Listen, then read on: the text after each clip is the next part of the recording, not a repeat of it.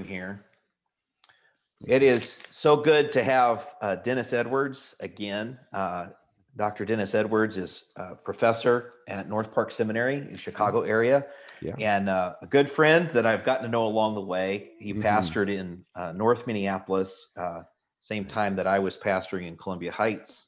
And our youngest son, Jared, and his wife, Emma, were a part of his church. So Dennis, thanks for being a part again. Well, Dan, it really is a pleasure to be with you. And I am glad that we have have Minnesota in common. Yeah. And it is something where the two times we've talked, it's been around something else, and then something blows up in Minnesota. Yeah, and, right. Yeah. So right. It wasn't long after we had talked the last time that George Floyd was killed. And then as we're talking right now, the closing arguments in the Derek Chauvin trial for the murder of George Floyd. Yes, that's right. That's right. And I'm anxious about the verdict, but yeah, that's what's happening right now. Yeah. If I could ask you just one thing about that. Sure. If you could help us understand. Yeah. The other day I was in another meeting with another group down here in Alabama where we're planning a prayer vigil. So whenever the Chauvin verdict is given, we'll get God bless you. We'll have a prayer vigil that evening. And so as we're meeting, one guy on the call who's kind of leading the organization of it basically said, "I don't see how this could take long. It seems like a slam dunk." Yeah. And two black pastors and myself just physically rolled our eyes. Yeah. And could you just kind of walk us through how that's hard to hear? Yeah, it is hard to hear. And I think, look, I'm not a historian or a lawyer, but as a African-American man who's tried to pay attention to what's going on in our world, there's been many times when we think something is obvious. And I'm old enough to remember when Rodney King was beaten by those officers and everybody, and that was, recorded, even though the materials to record were pretty rudimentary compared to what we have now, but it was recorded. Everybody thought, a lot of people thought that was a slam dunk, but you saw how strategic they were. They moved the trial outside of LA into the Simi Valley to this suburb. All the officers were acquitted, and then we had unrest in the streets.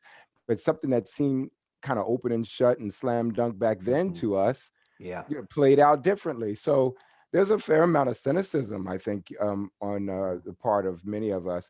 And just on a side note, it was portrayed comically in the opening of Saturday Night Live a few weeks ago, where it was set in Minnesota, and you had two people, African-American couple and a white couple. Yeah, like a news anchor show. Right, like a news anchor show, and the African-American anchors were really trying to show the white anchors that, yeah, we've been down this road before, and what looks like an open and shut case to you doesn't always go that way in our society. Yeah, and there's just a fair amount of, to me, justified cynicism, because like you said, it's just, you think. Right. And we have a hard time in our society, I think, believing, well, maybe until more recently, but generally thinking that the authorities could be wrong, and that that Black people could be right. It's just in our society, it's been a hard thing for people, the majority of people, to get around, I think. Man, yeah. So I want to also talk about a couple of things in relation to a subject that I've really been kind of walking through these last several years. This living in Babylon, where the American church, I believe, is just, there's this serious pruning that's going on that needs to happen. Sure. And even judgment to a certain point, just the blindness that we've had in regards to how we've become so nationalistic, and we haven't dealt with this stuff. And so there's this sense of this Babylonian exile, but how do we live in Babylon? So I really want to, I've been wanting to explore what are the rhythms, or what are the things. So through Joseph in Egypt and Daniel in Babylon and Esther in Persia, what are the things where these are people who had what they knew ripped away from them, but yet they stayed faithful in the newness of the place that they had been taken. Right. And a couple of those areas where I wanted to key in on, one I call liturgy, just because it's the work of worship. Yeah. That base work of worship that happens in our lives, that some of those practices, even we could call them spiritual disciplines and spiritual Right. formation. Right. What are some of those things that help us walk through that to keep steady when everything around us is changing? And then I think the other thing that I want to keep exploring is, what can we learn from the historic Black churches, and from other ethnic churches, because they, quite frankly, live and worship Jesus in a place where they're not welcome in a lot of ways. Right. And so I just I really love to explore those two things with you and just get your thoughts on what are some spiritual rhythms that you have found helpful. And in a time like this where you're living in Chicago now, but we both pastored in Minneapolis. This is a city that we have been a part of, and it's blowing up all over again because of racial tension. And and that can't be easy on you. Just no, but I do appreciate your description of that. You're right. It's tense, and we both have a fondness for that city. Yeah. So what are some of the things that you've Well, found that help you move further? Well, let me try to respond. Before I get into the rhythms, I do want to come back to your initial point. And it's not in any way a criticism, but I noticed you used the term American church, and then you said later, what can we learn from the historic African American church? So when you say the American church, the question is, what's that? Yeah. Right? Thank you. Well, I mean, it's just the way, because what we're finding is how divided we are, right? Yeah. We're divided, to some degree theologically, but we're divided in so many other ways. So, and I think often when white people say the American church, they're thinking of a particular thing, like say a white evangelical church or Roman Catholic church or something. So thank you, because I do mean the white evangelical. Yeah, church. And I think that's worth pushing, to describe that better. I do want to do ways, that. Good, because in some ways I think the white American church is in exile. But I use a different way of thinking about the ethnic minority churches. I call them diaspora, as you note in my book, Mike from the Margins, because a diaspora isn't necessarily voluntary. It's like you're pushed there because circumstances have driven you to leave your homeland. Yep. But exile is often punishment, right? Right. So I think, and there's a scholarly resource I'll mention just in case people are wired that way. Oh yeah, I want to make sure I note that too. Oh, it's called Strangers to the Family. It's by an African-American scholar. Her name is Shively Smith. Shively, Shively, I think. Shively, right? Smith. And she wrote this book called Strangers to the Family. And it's a study basically of First Peter, but she makes a big distinction between the notion of exile and diaspora. Thank you. That's excellent. And I think it's helpful because I agree with you that in many ways the power church, if we can call it the white evangelical church, is in a state of exile because there's a disorientation, there's a sense of losing its moorings and all those things. And I think there's a sense of punishment around that, if to use that word, or at least maybe a sense of judgment in some way. Whereas the exilic church, the diaspora church, African American, Latin American, Asian American churches, other immigrant communities, they have been learning to navigate the new territory with their faith, but it's not born out of judgment. It's born out of the injustice that was done to them. That's why people leave their countries. So anyway, so I think those realities are there, and I'm hoping that people are listening to what God may be saying through the churches that have been disoriented, pushed away from their homeland, people who are in the diaspora, and that the exilic church can learn from that. Right. That's exact. Thank you for defining that for Sure. me. Oh, That's good, just good. going to help me move forward. Oh, So awesome. yeah. So those things that we can learn.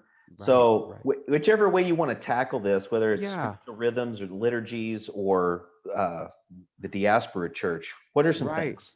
Well, I was thinking about that because of my, just my own work, and Yes. then the way you posed the question to me got me thinking about my pastoral experience. So, the things that first came to mind is that when you look at the alienated diaspora church, African Americans and Hmm. maybe Latin American to some degree, there's a sense that they've learned how to resist oppressive power, and that becomes part of a spiritual discipline. I mean, just think about the spirituals that we sang, just think about the freedom kind of songs of the civil rights era.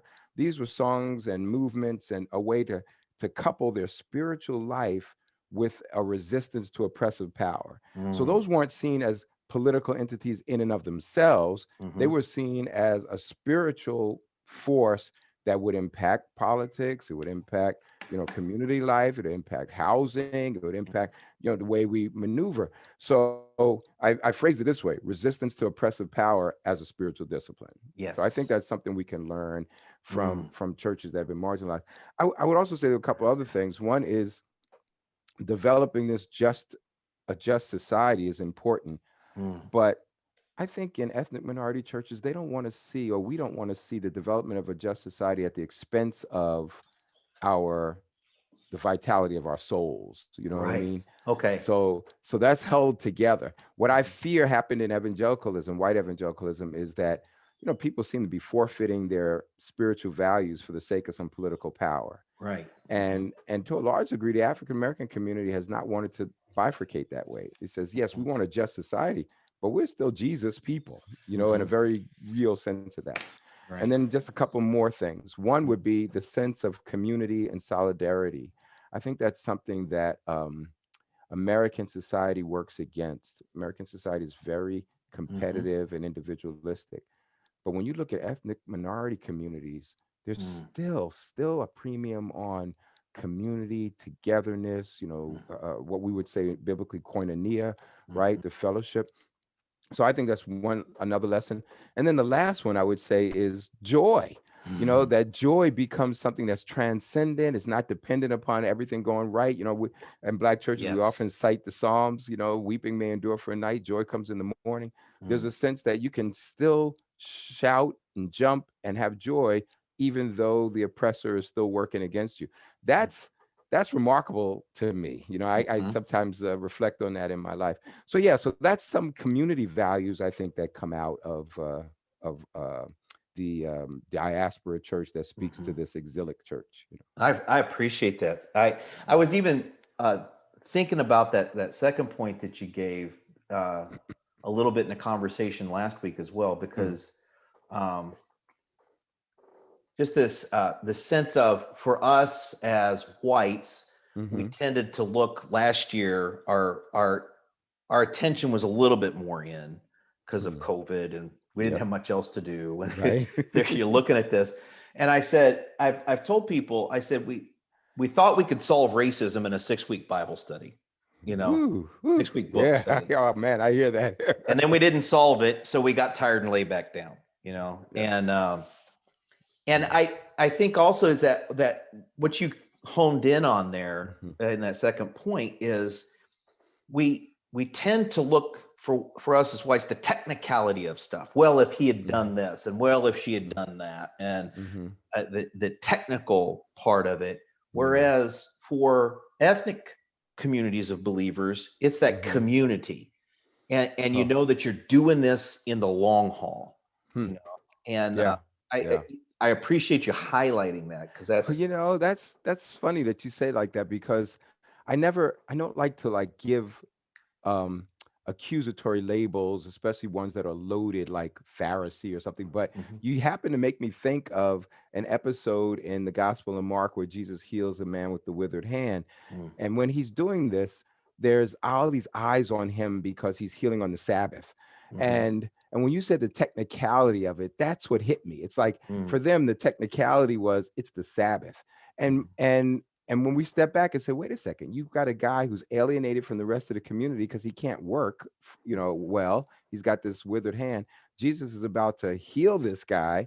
And so instead of getting excited and say, here's another member of the community that's going to be able to contribute and be productive, they got upset because of the technicality. Yeah. So Yeah. I think what you said like that just really hit me, because I think that's what it comes out to be sometimes, is the sense of we'll pay attention to the technicality, so you miss the forest for the trees. Right. Yeah.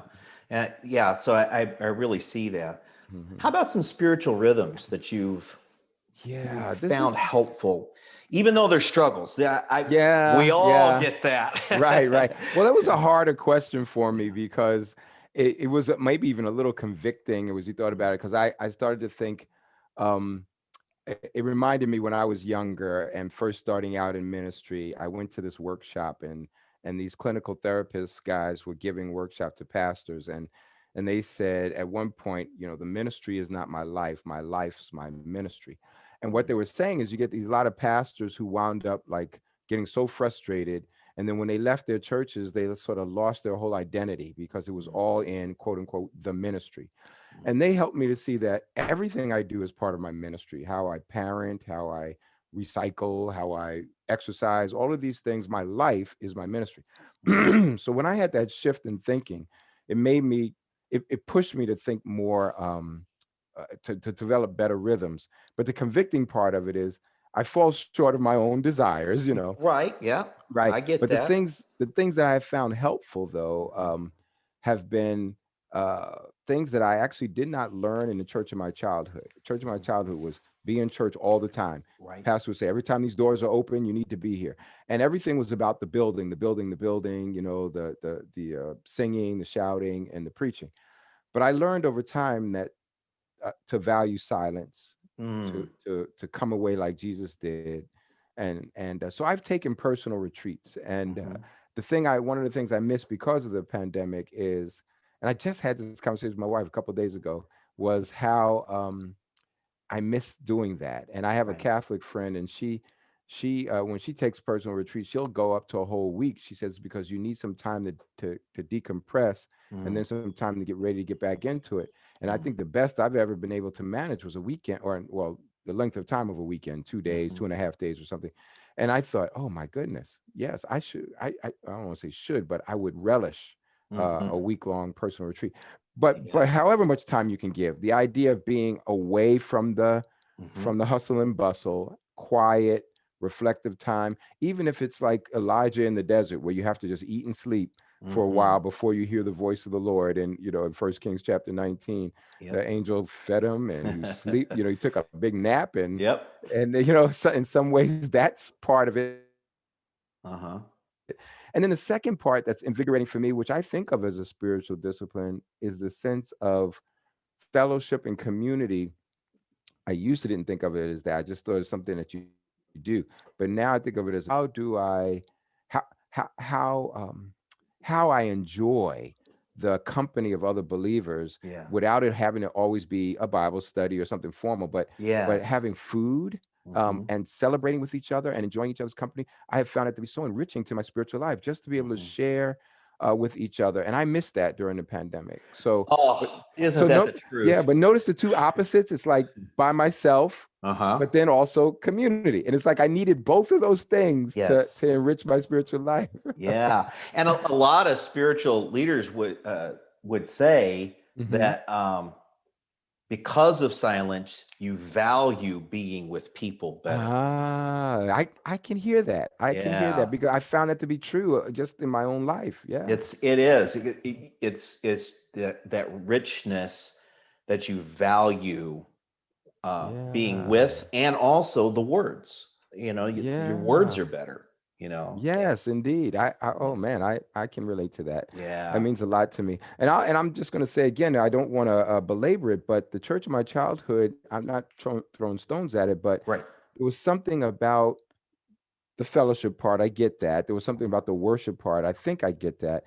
But it was so much that silence was was a problem. So you couldn't be in church and be quiet. It's only for extroverts and only for noisemakers. And it wasn't until I got older that I realized that I thought for a while the church was no place for me because I'm an introvert. I Yeah. thought there was no space for me.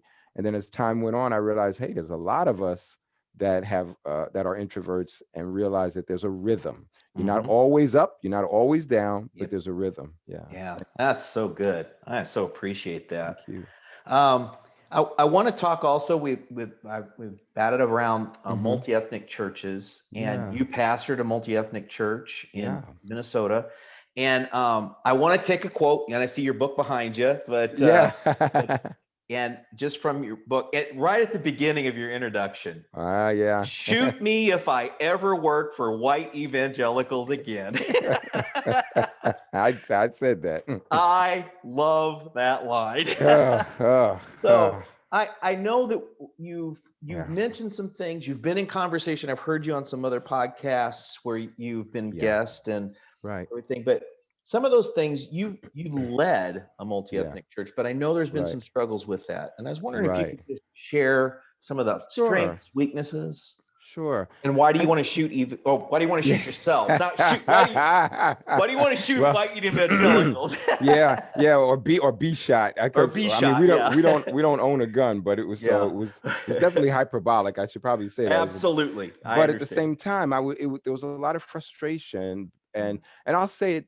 I think it boils down to a couple of things. One is um, on the upside, there's something that is powerfully um, witnessing to the power of God when people from a variety of backgrounds come together with the common goal of worshiping in the fullness in their body and their spirit with each other. So a lot of people point to Revelation 7, this every tribe nation around the throne. It doesn't mean that every church is going to look like heaven, but Mm, it does mean that some churches can powerfully witness to what we anticipate in glory mm, um, by in their own geographic locale. mhm. So, yeah, so some people say, does every church need to be multi-ethnic? And when I was younger, I probably would have casually said yes, but I think I would probably nuance that a bit now. Mhm.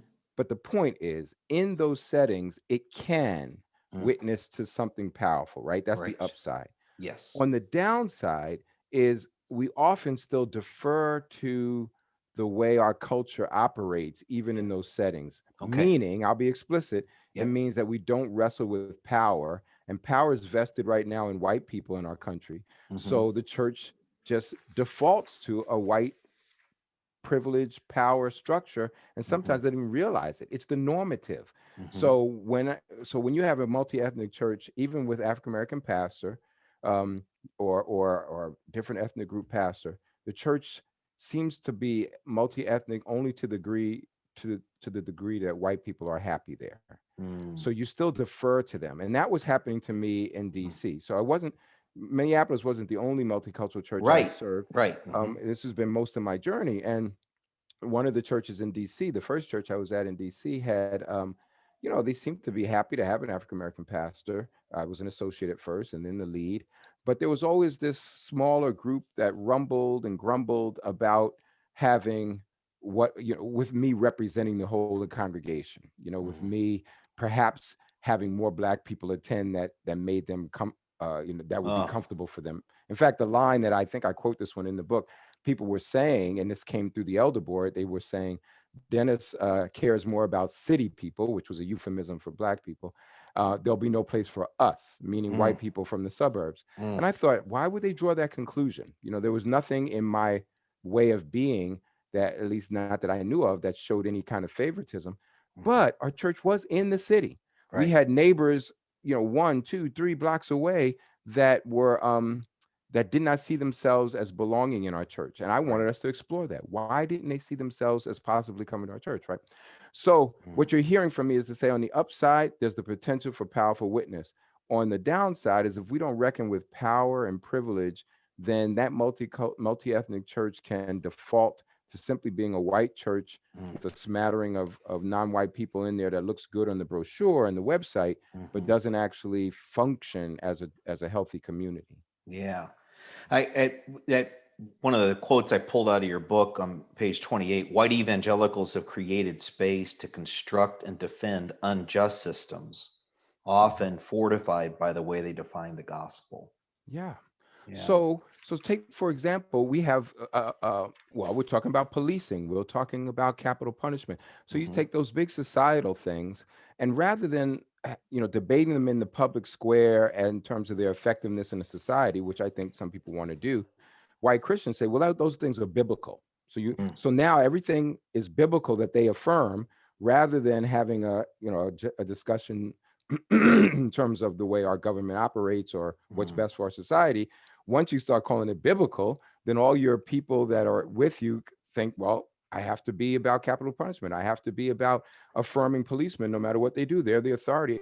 I mean, this happened a few years ago when Jeff Sessions was the attorney Yeah, general. Attorney General. He quotes Romans 13. It says, well, you're supposed to submit to the authorities. Mm. And I thought, there's, with no attention to context or anything, to quote to American citizens that we just have to do what the government says. Hmm. That doesn't really respect what's happening in the whole New Testament. Right. So my point is to say that's the way power operates in our society, and whiteness has operated. And so I think the evangelical church has been beholden to that Mm. kind of image, rather than really wrestling with how the New Testament plays out in our time. Hmm. Yeah. So part of that is just for us, we need to be more in conversation, asking those questions and being willing to listen Yes, I to, think asking questions, being willing to listen, yeah, and so I wouldn't and dismiss then that. work. Well, yes, you're right.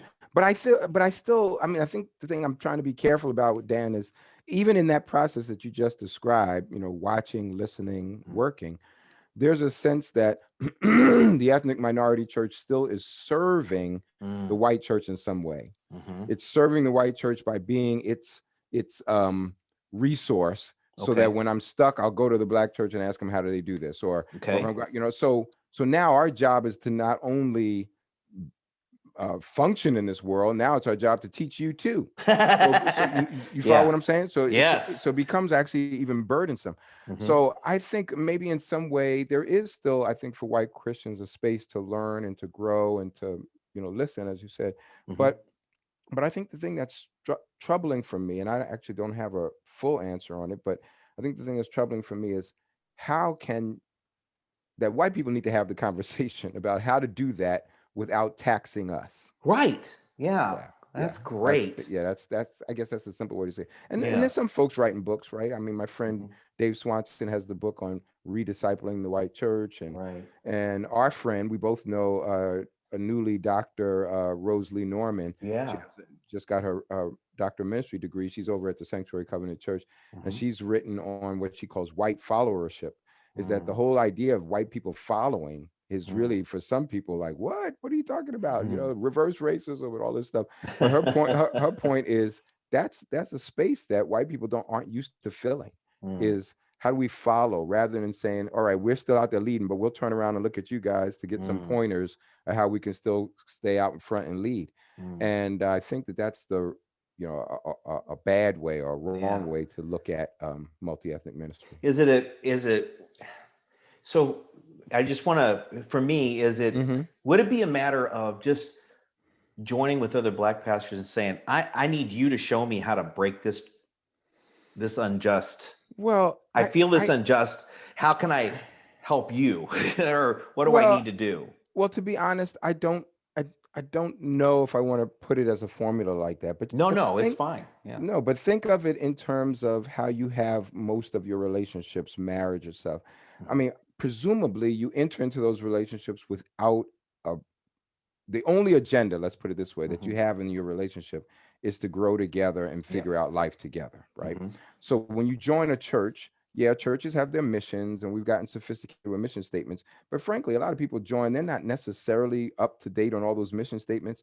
What they are looking for is, do I belong here? Hmm. And are people going to love me here? Can I Mm. learn here and grow here and so forth? So I guess what I'm saying is, rather than finding black pastors and then becoming the source of your questions, Right. just say, I want to journey with you. Yeah. Mm. And that's That's it. great. And then as you go along the journey and you encounter injustice, you can then talk about it. And you Yeah. talk about it because you have a relationship now, Right. and you have Mhm. you have a friendship, you have a bond, you have something that's keeping you united in Christ. So it's not just, let me turn to that black pastor for a resource. It's like, oh, Right. now we're both feeling this thing because Mhm. we've been working on the journey together. So that's Yeah. kind of what I hope for. Yeah. Although that's hard, but that's kind of what I hope for. Yeah. And thanks for helping me define that and clarify that for me, because that's one of those things. Again, here, just the relationships we're starting to build and the friendships we have. I think especially one of the things that's been hard for my wife and I as well in COVID is we've missed those connections with these friends in Black churches. Yeah. We haven't been able to get together for meals, So right. So like for the first time, even just a couple of weeks ago, another couple that we used to go out with once a month, just to talk, and we were like, hey, it's time. I think we can do this, and so we met at our house, and lunch ran right into dinner because we missed each other. Right, exactly. I get that, man. And I get that. we missed that fellowship, and we just missed good, honest conversation. Right. What's going on in their life, what's going on in the world. Amen. That's fellowship. And just having that. I agree. And then I can feel, thanks for saying that, because then I can feel that when someone says, well, this trial should be a slam dunk, and I just feel pain, because I'm like, well, my friends over here don't think exactly that's a slam dunk, Exactly right. And no, I'm with you, Dan, and I appreciate that, because I do think there's a lot to be said. I don't want to oversimplify the world's problems and say, well, if we all just had dinner together, but because friends of mine have said that to me, and I think, well, there's a lot of injustice that doesn't get solved over a meal. But when you are meeting over those meals and you start to understand, then together you can approach the injustices of the world rather than depending on somebody else to do it. Right. Yeah. I'm not waiting to call them up to meet for coffee because I got a question to ask. Right. Exactly. Well, you're hearing me. I appreciate that. Sure. Well, again, and thank you for the book, Might from the Margins. Oh, well, thank you. A tremendous resource. And thanks for clarifying those terms, exile and diaspora. Those are so important and understanding. Well, thank you. I appreciate you engaging my book and having the conversation. Thank you. Yeah. All right. Well, thanks again for all that you do and your writing and the friendship. I'm so grateful I could just reach out to you, and you were just so generous to say, yep, let's do this. Oh, I appreciate it. God bless you. Yeah.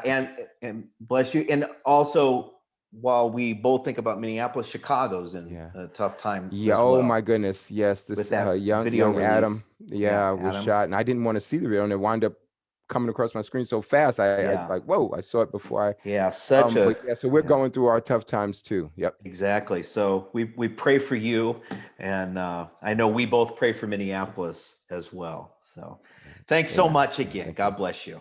Thank you. God bless you.